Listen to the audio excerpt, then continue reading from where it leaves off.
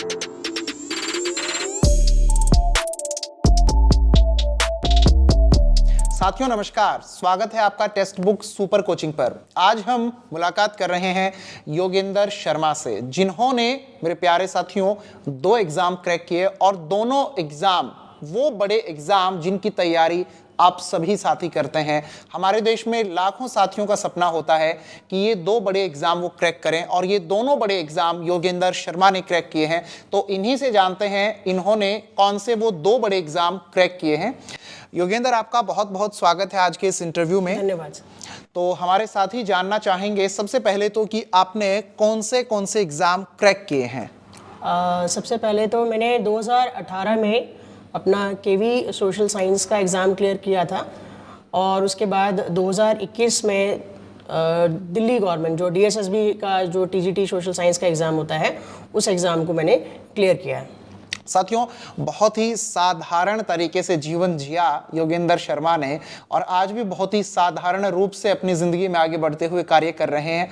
आप लोग ये पाएंगे इस इंटरव्यू के माध्यम से कि एक ऐसा लड़का जिसने बिल्कुल जमीनी स्तर पे रह करके अपनी पढ़ाई की और उसी जमीनी स्तर पे रह के उसने अपने एग्जाम्स को क्रैक करते हुए शिक्षक बन हमारे इस प्यारे देश भारत के हर एक उस बच्चे तक शिक्षा पहुंचाने का जो एक सपना देखा था उसको आज ये पूरा करने में मेरे प्यारे साथियों सफल हुए हैं और दिन प्रतिदिन आगे भी ये अपनी पढ़ाई जारी रखे हुए हैं ताकि ये आगे अपने उन सभी सपनों को पूरा कर सकें जो सपने अभी इन्होंने अपने आगे भविष्य में चल के इस देश को शिक्षित बनाने के लिए बना के रखे हुए हैं।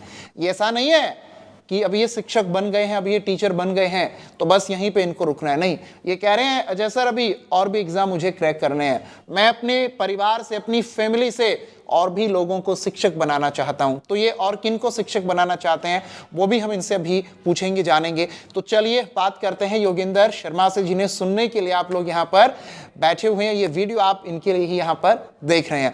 तो योगेंद्र जी, आपकी शुरुआत कहाँ से होती है? आपने स्कूलिंग अपनी कहाँ से की? उसके बाद में आपने बीए, एमए, बीएड ये सब कहाँ से किया?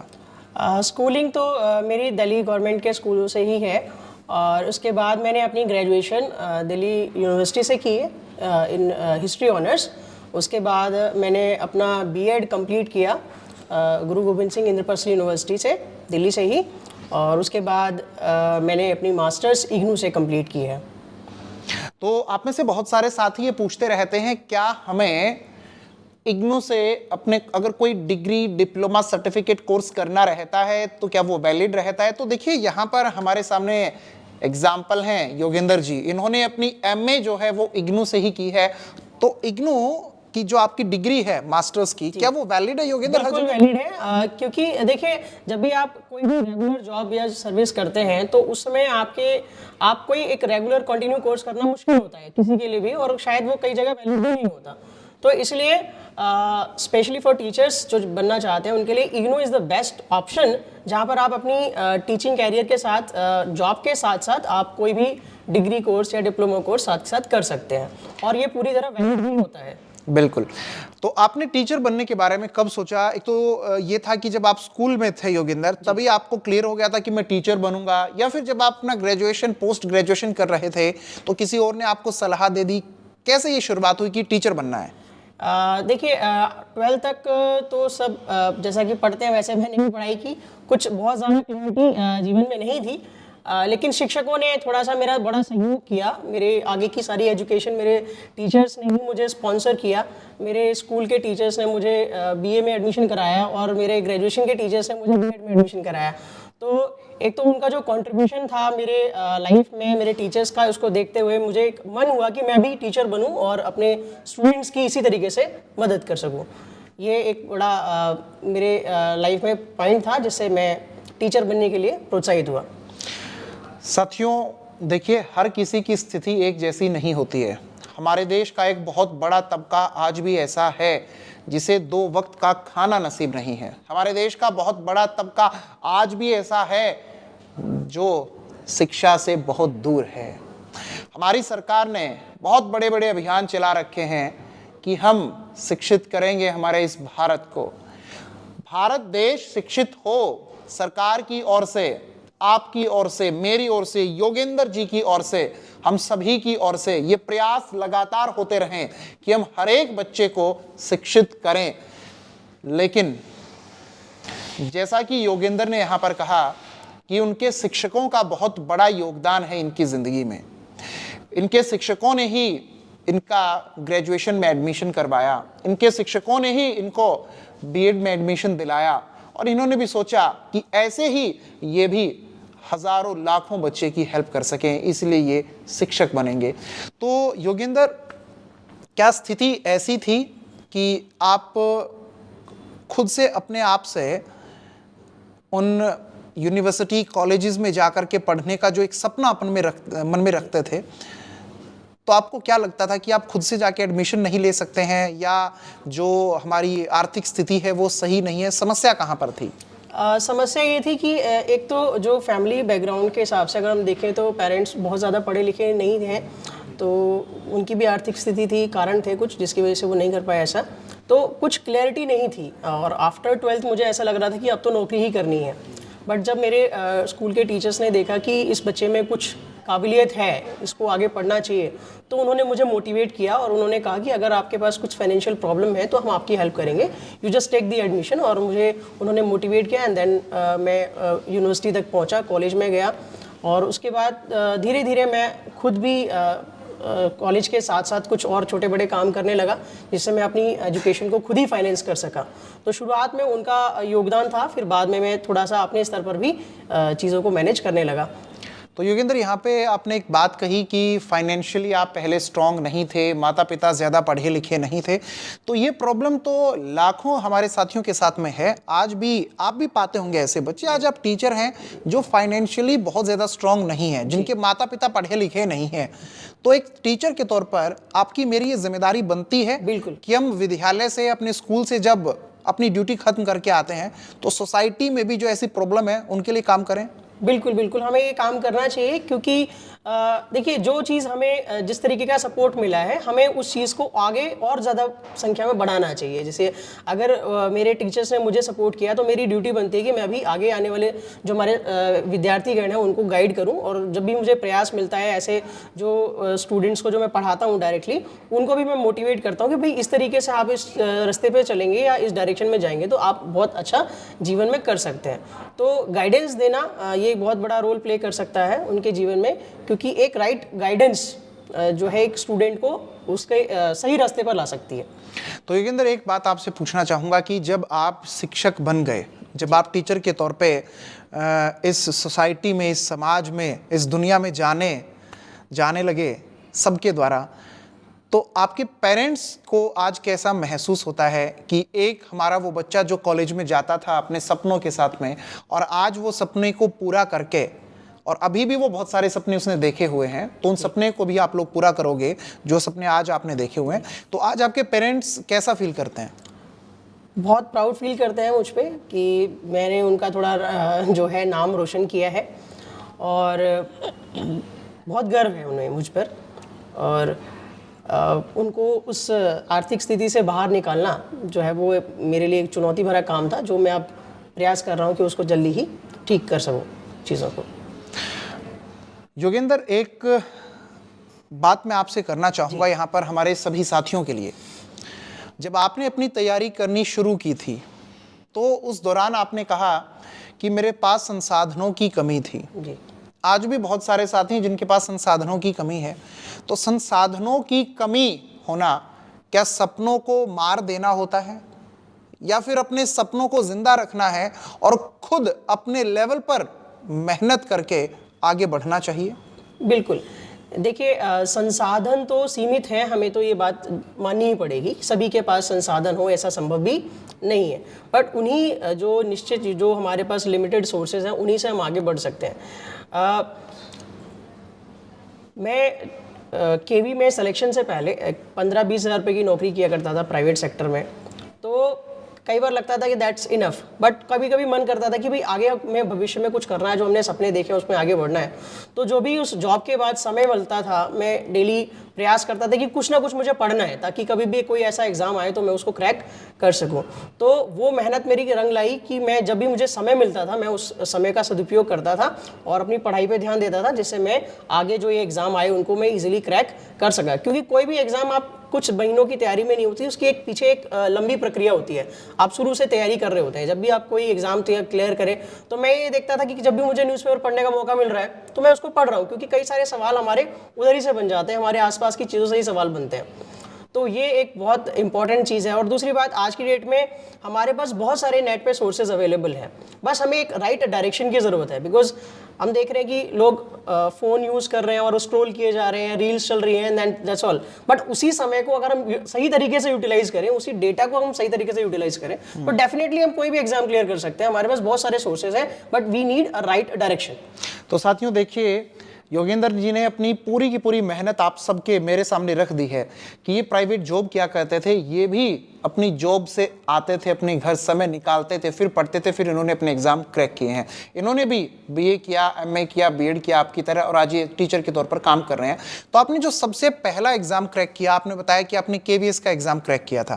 तो केवीएस की आपकी जर्नी कैसी रही जब आपने अप्लाई किया था, फिर उसके बाद में आपका एग्जाम हुआ था, फिर इंटरव्यू हुआ था, उस प्रोसेस के बारे में आप एक बार थोड़ा बताएं कि सेल्फ स्टडी से आपने एग्जाम क्रैक किया था या आपने कोचिंग से अपने एग्जाम को क्रैक किया था, इंटरव्यू कैसा रहता है, केवीएस की जर्नी कैसी रही? देखिए, केवीएस की जर्नी एक पूरा प्रोसेस है। केवीएस में सिलेक्शन एक पूरा प्रोसेस है, ये कोई वन डे एग्ज़ाम जैसा नहीं लगता। जब भी हमारा एग्ज़ाम आता है तो हमें उसमें कई सारे पोर्शंस होते हैं, हमें उस सिलेबस को अच्छे तरीके से समझने की ज़रूरत है। एक बार जब हम उसको सिलेबस को अच्छे तरीके से समझ जाएंगे तब हमारी प्रिपरेशन हम लोगों को स्टार्ट करनी है, और उसके जो भी कंपोनेंट्स हैं उनको प्रिपेयर करना है। तो ये जो एग्ज़ाम था ये हमारा 2018 में एग्ज़ाम हुआ है, लास्ट आई थिंक दिसंबर 2018 में ये एग्ज़ाम हुआ था। और एग्ज़ाम बहुत ठीक था, बहुत अच्छा था, लेवल भी बहुत बढ़िया था। बट ये था कि हमने जो तैयारी की थी उसको, वो जो है वहाँ पर हमारे काम बहुत ज़्यादा आती है। और फिर आता है इंटरव्यू। केवी में हम लोग को देखते हैं कि वो बाकी एग्ज़ाम है, बाकी जो हमारे स्टेट गवर्नमेंट के टीचर के एग्ज़ाम है उनसे काफ़ी अलग है केवी। तो उसमें एक इंटरव्यू का भी बहुत अच्छा खासा रोल रहता है हमारा। तो जो लोग प्रैक्टिस में रहते हैं उनको इंटरव्यू में बहुत बड़ा एज मिलता है, उनको काफ़ी फ़ायदा होता है। आप कहीं भी पढ़ा रहे होते हैं उसका डेफिनेटली आपको फ़ायदा होता है। जैसे ही हम पैनल के सामने जाते हैं तो वो आपकी बॉडी लैंग्वेज से, जैसे आप बोर्ड पे, जैसे हो सकता है कि वो आपको कोई टॉपिक दें कि आप ये टॉपिक पढ़ाइए या आप ये टॉपिक समझाइए बोर्ड पे जाके। तो जैसे ही आप बोर्ड पे समझाते हैं या पढ़ाते हैं, कई बार ये भी हो सकता है कि आप गलत पढ़ा रहे हो या हो सकता है उसमें कुछ मिस्टेक भी हो, बट वो आपकी बॉडी लैंग्वेज भी देखते हैं कि आप क्या पढ़ा सकते हैं या आपका जो मेथड ऑफ टीचिंग है वो कैसा है। तो साथियों यहाँ पे दो बातें निकल के आई हैं। पहली बात तो ये कि एक दिन में तैयारी करके या थोड़े से समय में एग्जाम क्रैक नहीं हो सकता है, हम लोगों को रेगुलर तैयारी करनी रहती है, ठीक है ना।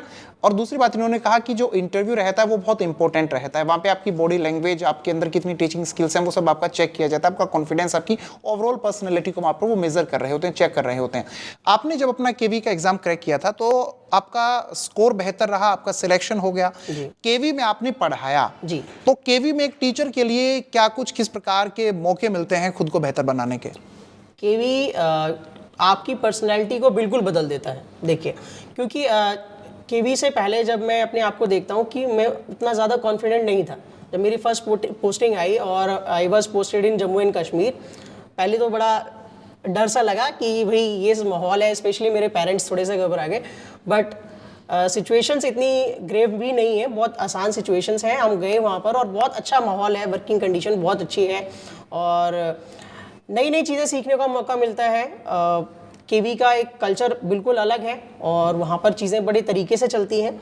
तो आप जब जाएंगे तो आपकी एक पूरी पर्सनैलिटी भी डेवलप होती है, पहले से और ज़्यादा डेवलप होती है। आप पहले से और ज़्यादा कॉन्फिडेंट फील करेंगे अपने आप को, और आने वाले समय में अगर आप कोई एग्जाम देंगे तो उसमें भी आपको हेल्प मिलेगी डेफिनेटली। तो फिर आपने जब केवी में जॉब करते हुए ये सोचा कि अब मुझे दिल्ली में पहुंचना है, आपने DSSB का टीजीटी जो एग्जाम क्रैक किया जी। आज आप दिल्ली में एज अ टीजीटी वर्क कर रहे हैं, तो कौन से विषय के लिए आप पढ़ाते हैं वहां पर? मैं टीजीटी सोशल साइंस केवी में था और दिल्ली में भी मैं टीजीटी सोशल साइंस ही हूँ। तो जब आपने अपनी तैयारी पहले से टीचर रहते हुए की दिल्ली के लिए जी, तो उस दौरान जो आपका एक्सपीरियंस केवी में रहकर काम करने वाला रहा, उससे क्या एग्जाम को क्रैक करने में हेल्प मिली? बिल्कुल बिल्कुल, डेफिनेटली आपको हेल्प मिलती है, बिकॉज पढ़ाते पढ़ाते आपकी एक तो सब्जेक्ट पे कमांड आ जाती है। तो जब भी कोई भी टीचर के लिए जो प्रिपरेशन कर रहा है, अगर वो पढ़ाने लग जाता है तो दैट्स वेल एंड गुड, बहुत बढ़िया चीज़ है, क्योंकि उससे आपकी पर्सनैलिटी भी डेवलप हो रही है और आपकी धीरे धीरे सब्जेक्ट पे कमांड भी बन जाती है। तो साथियों, 2 एग्जाम इन्होंने क्रैक किए हैं, केवीएस टीजीटी सोशल साइंस का और DSSB Delhi TGT social science का। लेकिन एक छोटी सी बात जाने से पहले इनसे पूछना चाहेंगे कि टेक्स्ट बुक ने इनकी हेल्प किस तरह से की एग्जाम क्रैक करने को लेकर के? देखिए, टेक्स्ट बुक जो है बहुत ही हेल्पफुल था मेरी जर्नी में। इसने मुझे बहुत अच्छे तरीके से हेल्प की, गाइड किया मुझे। शुरू में जब मैंने इस टेक्स्ट बुक को देखा और उसमें जब मैंने मॉक टेस्ट जो होते हैं फ्री जो अवेलेबल होते हैं उसमें दिए, तो स्कोर बहुत कम आ रहा था। स्कोर तो कम आया लेकिन उससे हमें नेगेटिव सोचने की ज़रूरत नहीं है, ऐसा हो सकता है आपके साथ भी। तो मैंने देखा कि मेरे वीक एरियाज़ क्या हैं। एग्ज़ाम का एक तो पैटर्न समझ में आता है, और अब तो हम देख रहे हैं कि सारे के सारे एग्ज़ाम ऑनलाइन हो गए हैं, कंप्यूटर बेस्ड एग्ज़ाम हो गए। तो ऐसे में जब आप स्क्रीन पर बैठ के रियल टाइम एक्सपीरियंस के साथ जब कोई टेस्ट देते हो, तो आपको पता चलता है आपकी कई सारी चीज़ें एक साथ काम करती हैं। आपको अपने वीक एरियाज़ पता चलते हैं, साथ ही साथ आपको एक रियल टाइम एक्सपीरियंस मिलता है कि अगर आप एग्ज़ाम में जाएंगे तो किस तरीके का एक सेटअप होगा आपके सामने, और आप टाइम मैनेजमेंट सीख जाते हैं। तो ये कई सारी चीज़ें हैं, और वीक एरिया जैसे जैसे आपको पता चल जाते हैं आप उन पे काम करते हैं, फिर अगले टेस्ट सीरीज लगाते हैं, तो नेक्स्ट टाइम आप देखते हैं कि उस एरियाज में आपको इंप्रूवमेंट हुई है। आप डिफरेंट टाइप ऑफ क्वेश्चंस के सामने आते हैं। देखिए, टेक्स्ट बुक पे टेस्ट सीरीज लगाना और किसी बुक से इस काम को करने में बहुत अंतर है। टेक्स्ट बुक पे जब हम किसी टेस्ट सीरीज को लगाते हैं, हमें ऑन द स्पॉट फीडबैक मिलता है। जैसे आपने टेस्ट लगाया 2.5 घंटे का, मैंने सपोज एक पेपर दिया और मैंने जो भी मेरा स्कोर आया कम या ज़्यादा, इमीडिएटली मुझे एक फीडबैक मिलता है, I can see the solutions, और विद दैट सॉल्यूशन मुझे ये पता चलता है कि मेरी गलती कहाँ थी, और वो गलती के साथ मेरा पूरा का टॉपिक रिवाइज हो जाता है। अगर मैं उतने ही क्वेश्चन के टॉपिक को अगर सवाल में जाके देखूँ या किसी बुक से जाके रेफरेंस देखूँ तो मुझे समय लगेगा। लेकिन यहाँ पर क्या हुआ, टेस्ट सीरीज में मैंने जो मेरी गलतियाँ थी उनके सॉल्यूशन साथ के साथ मिलते हैं विद एक्सप्लेनेशन, जिससे ये होता है कि मेरा डाउट वहाँ का वहीं क्लियर हो जाता है। तो साथियों, जिस तरीके से टेक्स्ट बुक सुपर कोचिंग से हमारे साथी योगेंद्र ने अपने एग्जाम को क्रैक किया है, आप भी अपने एग्जाम को क्रैक कर सकते हैं। इन्होंने तो जब टेक्स्ट बुक को ज्वाइन किया था उस वक्त टेस्ट सीरीज अवेलेबल थी, उस टेस्ट सीरीज के ही माध्यम से आज हजारों बच्चे अपने एग्जाम को क्रैक कर चुके हैं। मैं आपको बता दूं, जितनी जबरदस्त शानदार टेक्स्ट बुक की टेस्ट सीरीज है जिसके लिए पूरी दुनिया में टेक्स्ट बुक जाना जाता है, उससे भी कहीं बेहतरीन अब लाइव क्लासेस यहां पर शुरू हो चुकी हैं। आप लोग भी केवीएस की प्रिपरेशन, DSSB की प्रिपरेशन अगर कर रहे हैं तो योगेंद्र जी की तरह ही अपनी तैयारी हमारे साथ में कर सकते हैं। टेक्स्ट बुक ऐप पर मेरे प्यारे साथियों आप लोगों को वो सब कुछ मिलेगा जो आपकी तैयारी के दौरान आपको चाहिए। आपको लाइव क्लासेस मिलेंगे, नोट्स मिलेंगे, आप लोगों को क्विज मिलेगा, मॉक टेस्ट मिलेगा, और सबसे बड़ी चीज, जो भी आपके डाउट रहते हैं ना, उन डाउट पर हमारी टीम आपकी हेल्प करेगी। तो मुलाकात करेंगे इंटरव्यू के दौरान फिर दोबारा से। हाँ, जब आपके केवीएस के इंटरव्यू चल रहे होंगे ना, उस दौरान आपकी मुलाकात इसी तरीके से वीडियो के माध्यम से हम योगेंद्र से फिर से करवाएंगे, ताकि ये इंटरव्यू के लेकर के आपको गाइड कर सकें कि केवीएस का इंटरव्यू किस तरह से होता है। चलिए तो मुलाकात करेंगे।